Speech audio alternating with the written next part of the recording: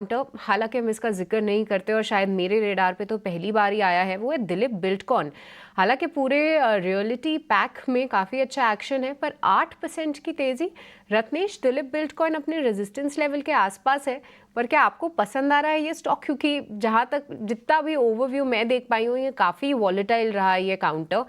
6-7% के मूव ऐसे ही दिखा देता है, पर आज शुरुआती सत्र के बाद ही जो एक अच्छा मूव देखने को मिल रहा है, कितना आप इस पे भरोसा करेंगे? थोड़ा सप्लाई जोन के आसपास में आपने बिल्कुल सही मेंशन करा, तो जो इसका सप्लाई जोन है वो ₹500 के आसपास का है।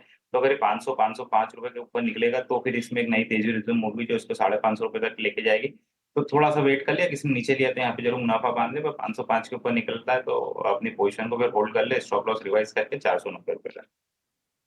हालांकि आईटी स्पेस क्लियरली तो इससे जुड़ा हुआ नहीं है, पर जब पूरा सेक्टर चलता है तो नौकरी भी मोमेंटम ज़रूर दिखाता है। मैं देख पा रही हूँ कि कहीं ना कहीं 6200 6300 इसके लिए एक थोड़ा रेजिस्टेंस था, पर अभी लगभग जो 1% की तेज़ी है, क्या आपको लगता है कि यहाँ से थोड़ा मोमेंटम यहाँ पे कैचअप कर सकता है और क्या इसको रेडार पे रखना चाहिए?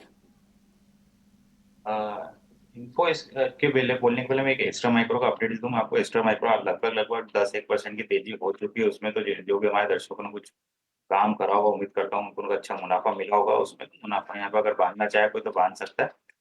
अब नौकरी का चार्ट देखो तो नौकरी में काफ़ी अच्छा इसमें आउट परफॉर्मेंस देखने को मिल रहा है, कंटिन्यू हाई राइज फॉर्मेशन ये बना रहा है।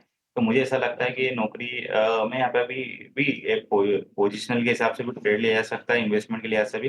तो यहाँ पे ₹6200 का एक स्टॉप लॉस लगा के मेरे हिसाब से कहीं न कहीं ऊपर में ₹6500 के टारगेट्स बन सकते हैं।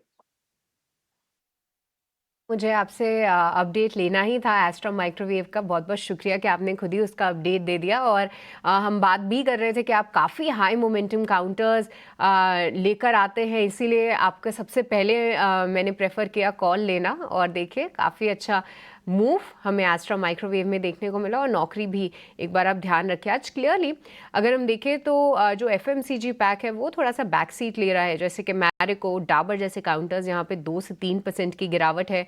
गोदरेज कंज्यूमर्स, हिंदुस्तान यूनिलीवर यहाँ पे 1 से 1.5% की गिरावट है। इसे कैसे देख रहे हैं आप?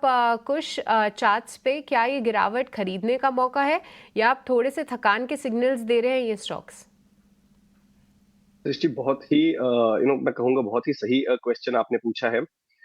जैसे ही again I will go back to the election date because काफ़ी कह सकते हैं कि हिस्टोरिकल मोमेंटस था in the recent past at least.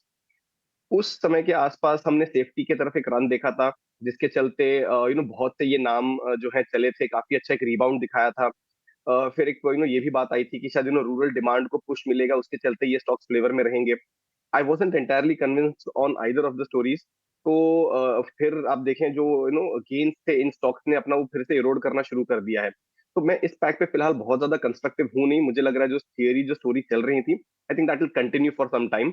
However that said, एक सिलेक्टिव स्टॉक्स हैं जो अच्छा करेंगे।